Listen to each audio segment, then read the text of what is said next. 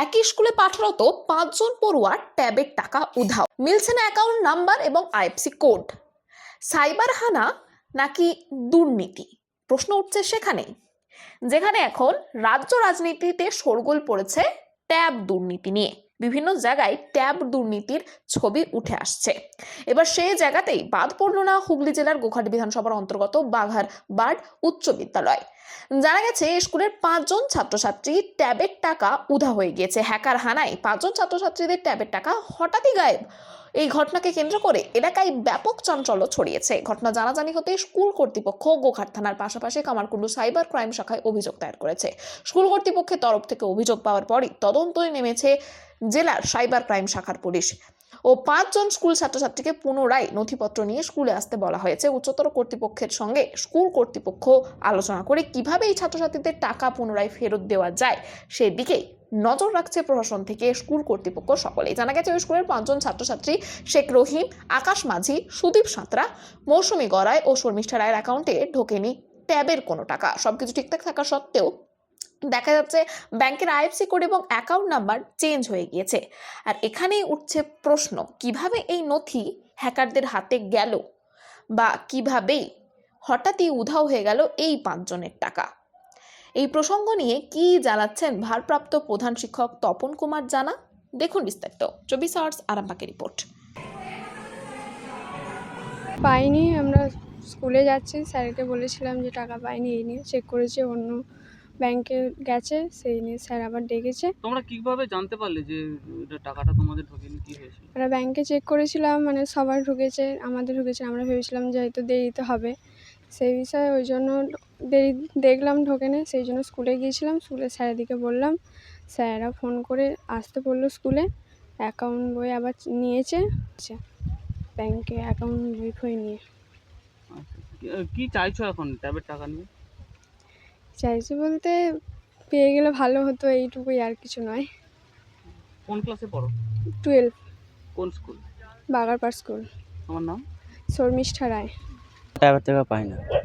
কি করে কি হয়েছে? কি কি শুনেছো? শুনেছিলাম যে টাকা দেওয়া হয়নি এখনও, মানে সব ক্লাসের দেওয়া হয়ে গেছে, আমরা 5 জন বাকি আছি দিতে, এখনও 5 জন পাইনি।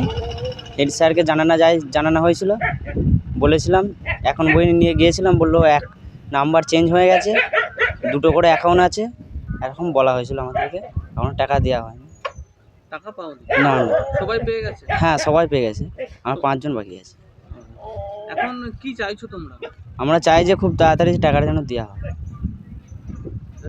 সেটা হচ্ছে আমার ক্লাসের 5 জন স্টুডেন্ট ক্লাস 12-এর, তাদের বেনিফিশিয়ারি রং বেনিফিশিয়ারি হয়েছে, তাদের টাকা অ্যাকাউন্টে ঢোকেনি।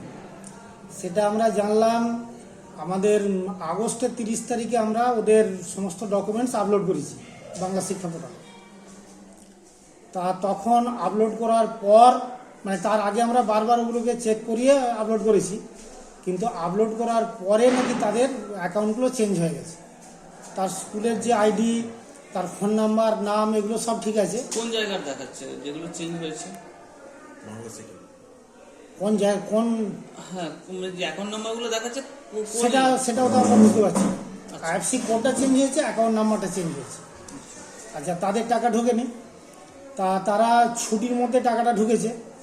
তা তখনই তার পরেই আমাদেরকে ফোন করছে। আমরা বললাম যে এখন তো স্কুল ছুটি, আমাদের যিনি করেন সৌমেন মানবাবু, ওনাকে তো আসতে হবে বা আমাকেও যেতে হবে, আর এখন না খুললে তো আমরা বুঝতে পারবো না। তাই স্কুল খুলুক, নিশ্চিত ওদের কথা ভুল রয়েছে, সেটা আমরা দেখে বলবো। ডকুমেন্টস আনতে বললাম, তা ডকুমেন্টসের সঙ্গে আমাদের যে আপলোড লিস্টটা মিলিয়ে দেখছি পুরো ভুল হয়ে গেছে, মানে পুরো আলাদা, পাল্টে গেছে। বাকিগুলো ঠিক আছে, ওইগুলো সব পাল্টে গেছে। তা তারা পায়নি। তারপরে যথারীতি আমরা ডিআই অফিসে জানিয়েছি। ডিআই অফিসে আমাদের সমস্ত ডকুমেন্টস এবং তার ফরওয়ার্ডিং লেটার এগুলো সব জমা নিয়েছেন। আমরা গোঘাট থানায় গেছি, আমাদের লোকাল থানায়। তাই এফআইআর কপি আমরা অ্যাপ্লিকেশন জমা দিলাম। ওখানকার ওসি বললেন যে একটু ওয়েট করুন, এই ব্যাপারটা এখন এফআইআর হিসাবে হবে না জিডি হবে, সেটা আমাদের আলোচনা চলছে, আপনাকে পরে বলছি, একটু ওয়েট করুন। আমরা প্রায় দুপুর 2টো পর্যন্ত ওয়েট করলাম। উনি ডাকলেন আবার, ডেকে বললেন, মাস্টারমশাই এখনও পর্যন্ত কোনো ফাইনাল ডিসিশন হয়নি যে জিডি করব না এফআইআর করব। তা আপনারা স্কুল থেকে এসেছেন, এতক্ষণ আর ওয়েট করবেন? যদি আপনার স্কুলে দরকার থাকে আপনি চলে যান, আপনাকে আমি ফোন করব। ফোন নাম্বার দিয়ে যান। তার কিছুক্ষণ পরই উনি আবার ফোন করেছেন, আমি তখন চলে এসেছি। ফোন করে বললেন যে এখনও পর্যন্ত যেটা ডিসিশান, আমার এখানে কোনো এফআইআর বা জিডি হচ্ছে না, ওটা একটা সেন্ট্রালি হবে, সেটা কিভাবে হবে সেটা আপনাকে ডিসিশন হলে জানাবো আবার। আমি বললাম আজকে আর কিছু হবে? বললেন না, আজকে আর কিছু হবে না। আর আপনি যে অ্যাপ্লিকেশন দিয়ে গেছেন তার রিসিপ্ট কপি আপনি বিকেলে নিয়ে যান। যা গেল, বিকেলে রিসিভ করতে আনতে গেলাম, কিন্তু আবার ওই 3:30 4টে নাগাদ আবার ডিআই অফিস থেকে একটা ফোন এলো যে আপনারা কি লোকাল থানায় গিয়েছিলেন? আমি বললাম হ্যাঁ গিয়েছিলাম। তা ওনারা এই বলেছেন, রিসিভ কপি দিয়েছেন, বললে ওটা ওইখানে আর হবে না, এখন যেটা ডিসিশান সেটা আপনাকে হুগলি ডিস্ট্রিক্টের যে সাইবার ক্রাইম পুলিশ স্টেশন, সেটা কামারকুণ্ডু, আপনি কালকেই একবার কামারকুণ্ডু আসুন। কামারকুণ্ডু এসে ওইখানে একটা এফআইআর করতে হবে। তা ওখানে গেলাম, গতকালকে ওখানে গিয়েছিলাম। তা গিয়ে ওখানেও সব কিছু জমা করলাম, ওনারা জমা নিয়ে আমাকে রিসিপ্ট দিয়েছেন। সেই খবরটা ওনারাও কিন্তু ওই কথা বললেন যে এখানে তো মানে ইন্ডিভিজুয়াল একটা স্কুলের এফআইআরটা হবে না, এটা সেন্ট্রালি একটা এফআইআর হবে। তা সেটা আপনারা দিয়ে যাচ্ছেন, আপনাদের ডকুমেন্টস আমরা ট্যাগ করছি। আমি বললাম তাহলে আমাদের একটা রিসিপ্ট দিতে হবে, আমাদের ডিআই অফিস চাইছে। ওনারা রিসিপ্ট দিয়ে দিলেন।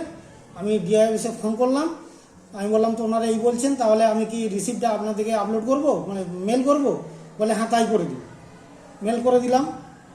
তা কালকে মেল করেছি, আজকে আবার 9টা নাগাদ ওনারা ফোন করেছেন যে আগামী সোমবার ওই 5 জন স্টুডেন্টের অ্যাকাউন্ট নাম্বারগুলো, যেগুলো একদম পরিষ্কার বোঝা যাচ্ছে, জেরক্সে সবসময় বোঝা যাচ্ছে না, আপনি পাসবইগুলো আবার কালেক্ট করুন ছেলেদের সঙ্গে নিয়ে সোমবারে অবশ্যই আসুন। সোমবারে নাকি টাকা ডিসবার্স হবে, অতএব সোমবারে আপনি আসুন।